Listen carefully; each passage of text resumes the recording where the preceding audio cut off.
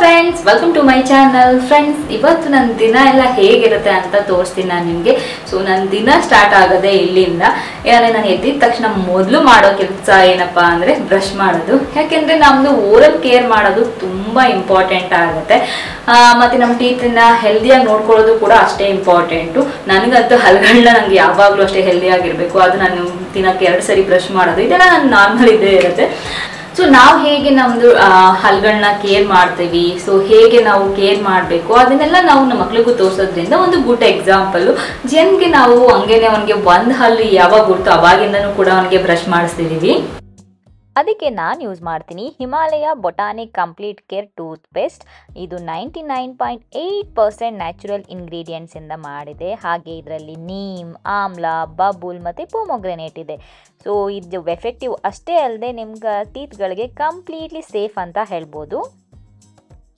ಹಾಗೆಯೇ ಇದು fluoride free ಮತ್ತು SLS free, which aligns perfectly with my commitment to natural living.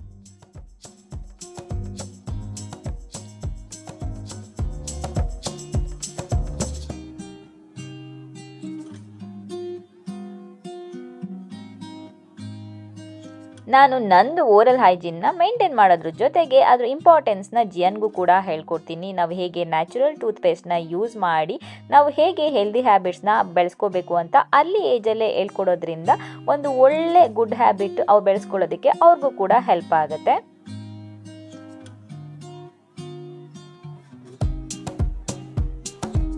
Friends, so ನಾನು ಇವಾಗ ರೆಡಿ ಆಗ್ತಾ ಇದ್ದೀನಿ. ಫ್ರೆಂಡ್ಸ್, ನಾವು ಒಂದು ಒಳ್ಳೆ ಓರಲ್ ಕೇರ್ ಮಾಡೋದ್ರಿಂದ ನಮ್ಮ ಸ್ಮೈಲ್ ಬ್ರೈಟ್ ಆಗೋದ್ರ ಜೊತೆಗೆ ನಮ್ಮದು ಲೈಫ್ ಟೈಮ್ ಗುಡ್ ಹ್ಯಾಬಿಟ್ಗೆ ಒಂದು ಫೌಂಡೇಶನ್ ಆಗುತ್ತೆ ಅಂತಲೇ ಹೇಳ್ಬೋದು. ಫ್ರೆಂಡ್ಸ್, ನೀವೇನಾದರೂ ನಿಮ್ಮ ಫ್ಯಾಮಿಲಿಗೆ ಸೇಫ್ ಮತ್ತು ಎಫೆಕ್ಟಿವ್ ಟೂತ್ ಪೇಸ್ಟ್ನ ಸರ್ಚ್ ಮಾಡ್ತಿದ್ರೆ ಹಿಮಾಲಯ ಬೊಟಾನಿಕ್ ಕಂಪ್ಲೀಟ್ ಕೇರ್ನ ಟ್ರೈ ಮಾಡಿ ಅಂತ ಹೇಳ್ತೀನಿ. ಫ್ರೆಂಡ್ಸ್, ನೀವೇನಾದರೂ ಟ್ರೈ ಮಾಡಬೇಕು ಅಂತ ಇದ್ರೆ ನಿಮಗೆ ಅಮೆಝಾನ್, ಫ್ಲಿಪ್ಕಾರ್ಟ್ ಮತ್ತು ಹಿಮಾಲಯ ವೆಬ್ಸೈಟಲ್ಲಿ ಕೂಡ ಸಿಗುತ್ತೆ. ಹಾಗೆ ನಾನು ಡಿಸ್ಕ್ರಿಪ್ಷನಲ್ಲಿ ಒಂದು ಲಿಂಕ್ ಹಾಕಿದ್ದೀನಿ. ಅದ್ರ ಮೂಲಕ ನೀವು ಪರ್ಚೇಸ್ ಮಾಡಿದ್ರೆ 20% ಡಿಸ್ಕೌಂಟ್ ಕೂಡ ನಿಮಗೆ ಸಿಗುತ್ತೆ. ನಾನು ಸ್ಕಿನ್ನು ಕೂಡ ಅಷ್ಟೇ, ಅದ್ರ ಜೊತೆಗೆ ಸ್ಕಿನ್ನು ಕೂಡ ಅಷ್ಟೇ ಕೇರ್ ಮಾಡ್ತೀನಿ ಓರಲ್ ಕೇರ್ ಮಾಡೋದ್ರ ಜೊತೆಗೆ.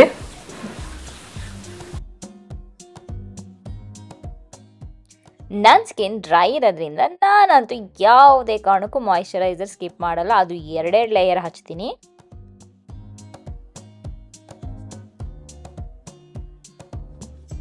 ಸೊ ಬೆಳಿಗ್ಗೆಯಿಂದನೇ ಬ್ಲಾಗ್ ಸ್ಟಾರ್ಟ್ ಮಾಡಿದೆ ಇವತ್ತು. ಇವಾಗ ಲಂಚ್ ಪ್ರಿಪೇರ್ ಮಾಡ್ತಾ ಇದ್ದೀನಿ.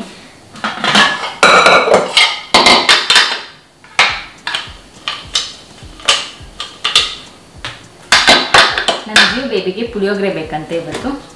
ಅದನ್ನು ಕಡಲೆಬೀಜ ರೈಸ್ ಅಂತಾನೆ ಅವನು. ಸೊ ಅವನು ಏನಂದರೆ ಇವಾಗ ಅವನು ಏನು ಬೇಕೋ ಅದನ್ನೇ ಮಾಡೋದು ಮನೇಲಿ. ಏಕೆಂದರೆ ಅವನು ತಿನ್ಬೇಕಲ್ವ ಫಸ್ಟು. ಸೊ ನಾವಿಬ್ರೇನು ಯಾವುದಾದ್ರೂ ತಿನ್ಬಿಡ್ತೀವಿ, ಬಟ್ ಅವನು ಏನು ತಿಂತಾನೆ ಅದೇ ಜಾಸ್ತಿ ಮಾಡೋದು.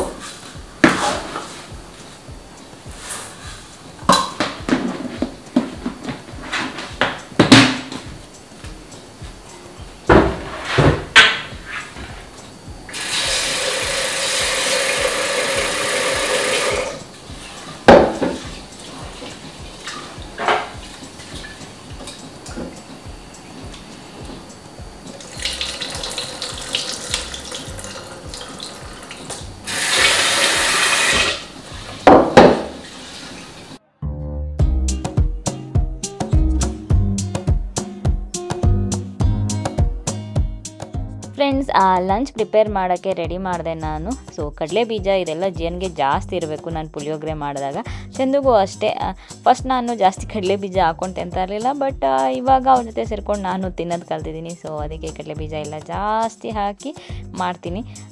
2 ಟೈಮ್ಗೂ ಸೇರಿಸಿ ಮಾಡಿಬಿಟ್ಟಿದೆ ನೈಟು ಸ್ವಲ್ಪ. ಮತ್ತು ಅವನಿಗೆ ಇಲ್ಲಿ ನಾವಾಗಲೇ ಹೇಳ್ದಾಗೆ ಡ್ಯಾನ್ಸ್ ಪ್ರಾಕ್ಟೀಸ್ಗೆ ಅದಕ್ಕೆಲ್ಲ ಕರ್ಕೊಂಡು ಹೋಗಬೇಕಿತ್ತು. ಅಂದರೆ ಡ್ಯಾನ್ಸ್ ಕ್ಲಾಸ್ ಅಲ್ಲ, ಜಸ್ಟ್ ನಮ್ಮ ಸೊಸೈಟಿಲಿ ಗಣೇಶ ಹಬ್ಬಕ್ಕೆ ಎಲ್ಲ ಮಕ್ಕಳು ಸೇರ್ಕೊಂಡು ಡ್ಯಾನ್ಸ್ ಮಾಡ್ತಿದ್ದಾರೆ. ಸೊ ಅದಕ್ಕೆ ಪ್ರಾಕ್ಟೀಸಿಗೆ ಕರ್ಕೊಂಡು ಹೋಗ್ತೀನಿ ನಾನು. ಸೊ ಕರ್ಕೊಂಡು ಹೋಗ್ಬೇಕಿತ್ತು, ಅದಕ್ಕೆ ನೈಟಿಗೂ ಸೇರಿಸಿ ಮಾಡಿಬಿಡ್ತಾ ಇದೆ. ಮತ್ತು ರೈಸ್ ಏನು ಗೊತ್ತಾ, 1 ಟೈಮ್ ಮಾಡಿದ್ರೆ ಚೆನ್ನಾಗಿರಲ್ಲ ಪುಳಿಯೋಗರೆ ಎಲ್ಲ. ನನಗೆ ಸ್ವಲ್ಪ ಮಧ್ಯಾಹ್ನ ಮಾಡಿದ್ದು ರಾತ್ರಿ ತಿನ್ನೋದು ಅದೆಲ್ಲ ಇಷ್ಟ ಆಗುತ್ತೆ. ಅದು ಪುಳಿಯೋಗರೆ ಮತ್ತು ಚಿತ್ರಾನ್ನ ಈ ಥರ ಐಟಮ್ಸು.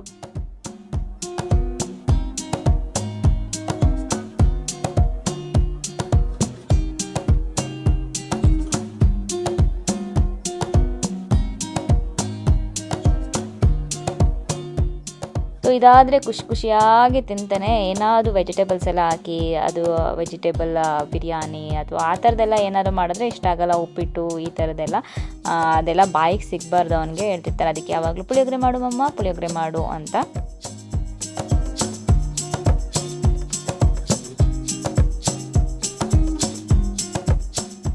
ಊಟ ಎಲ್ಲ ಆದಮೇಲೆ ಸ್ವಲ್ಪ ರೂಮೆಲ್ಲ ಕ್ಲೀನ್ ಮಾಡೋದಿತ್ತು. ನನ್ನ ರೂಮು, ಜಿಯನ್ ರೂಮು ಎಲ್ಲ ಬಟ್ಟೆಗಳೆಲ್ಲ ಹರಡ್ಕೊಂಡಿತ್ತು. ಸೊ ಅದಕ್ಕೆ ಅದನ್ನೆಲ್ಲ ಕ್ಲೀನ್ ಮಾಡೋಣ, ಎತ್ತಿಡೋಣ ಅಂದ್ಬಿಟ್ಟು ಬಂದೆ.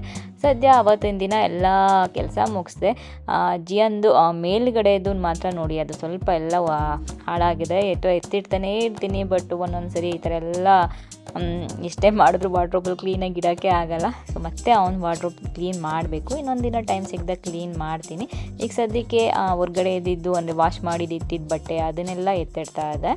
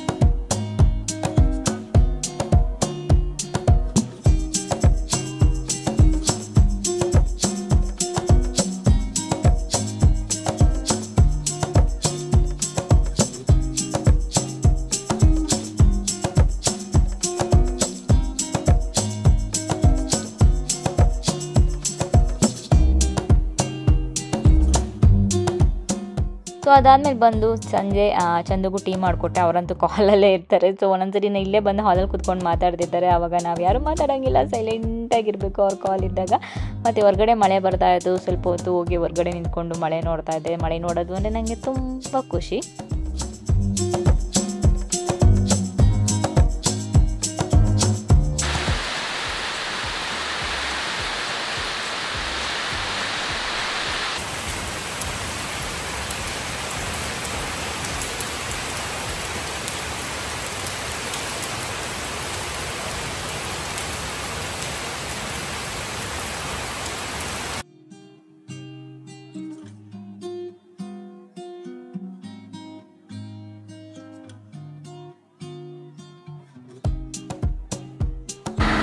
Friends, welcome back. ಸೊ ನಿನ್ನೆ ವ್ಲಾಗ್ ನೋಡ್ತಾ ಇದ್ವಿ. ನಾನು ವ್ಲಾಗ್ ನನಗೆ ಎಂಡ್ ಮಾಡೋಕ್ಕೂ ಆಗಲಿಲ್ಲ. ಆಮೇಲೆ ನಂಗೆ ಸ್ವಲ್ಪ ಬ್ಯುಸಿ ಆದೆ.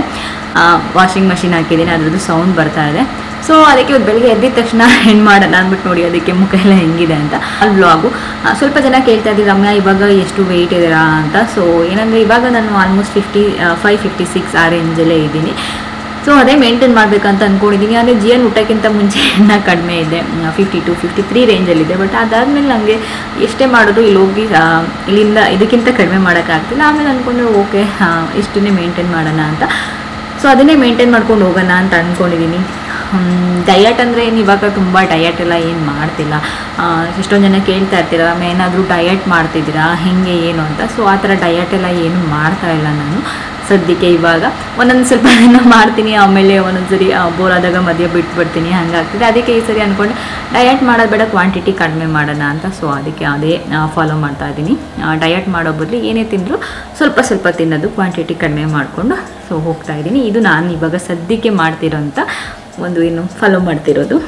ಅದು ಬಿಟ್ಟರೆ ಏನಾದರೂ ಪರ್ಟಿಕ್ಯುಲರ್ ಆಗಿ ಮಾರ್ನಿಂಗ್ ಇದೆ ತಿನ್ನೋದು, ಇಲ್ಲ ಆಫ್ಟರ್ನೂನ್ ಇದೆ, ನೈಟ್ ಇದೆ ಅಂತೇನಿಲ್ಲ. ಮನೇಲಿ ಏನು ಮಾಡ್ತೀನಿ ಅದನ್ನೇ ತಿಂತೀನಿ. ಒಂದೊಂದ್ಸರಿ ಹೊರಗಡೆ ಹೋದಾಗಲೂ ತಿಂತೀನಿ, ಬಟ್ ಕ್ವಾಂಟಿಟಿ ಕಡಿಮೆ ತಿಂತೀನಿ. ನಾನು ಚಂದ ಇಬ್ಬರೂ ಅದೇ ಇವಾಗ ಎಷ್ಟಾಗುತ್ತೆ ಅಷ್ಟು ಕ್ವಾಂಟಿಟಿ ಕಡಿಮೆ ಮಾಡೋಣ ಅಂದ್ಬಿಟ್ಟು ಅದನ್ನು ಫಾಲೋ ಮಾಡ್ತಾ ಇದ್ದೀವಿ. ಸೊ ಅದರಿಂದ ಇವಾಗ ವೆಯ್ಟ್ ಮೇಂಟೈನ್ ಮಾಡೋಕ್ಕೂ ಕೂಡ ಹೆಲ್ಪ್ ಆಗ್ತಾ ಇದೆ. ಸೊ ಇವತ್ತಿನ ವ್ಲಾಗ್ ನಾನು ಎಂಡ್ ಮಾಡ್ತಿದ್ದೀನಿ. ನಿಮ್ಗೆ ಇನ್ಯಾವುದಾದ್ರೂ ಬೇರೆ ಥರ ವ್ಲಾಗ್ಸ್ ಬೇಕಂದರೆ ನನಗೆ ಕೇಳ್ತಾ ಇದ್ದೀರಾ ನಿಮ್ಮದು ಹೇರ್ ಟ್ರೀಟ್ಮೆಂಟ್ ಬಗ್ಗೆ ಹೇಳಿ ನಮಗೆ ಅಂತ. ಸೊ ನಾನು ನೆಕ್ಸ್ಟ್ ವ್ಲಾಗ್ಸಲ್ಲಿ ಅದ್ರ ಬಗ್ಗೆ ಕೂಡ ಇನ್ಫಾರ್ಮೇಷನ್ ಕೊಡ್ತೀನಿ. ಮತ್ತೆ ಮುಂದಿನ ವ್ಲಾಗಲ್ಲಿ ಸಿಗ್ತೀನಿ. ಅಲ್ಲಿವರೆಗೂ ನಮಸ್ಕಾರ.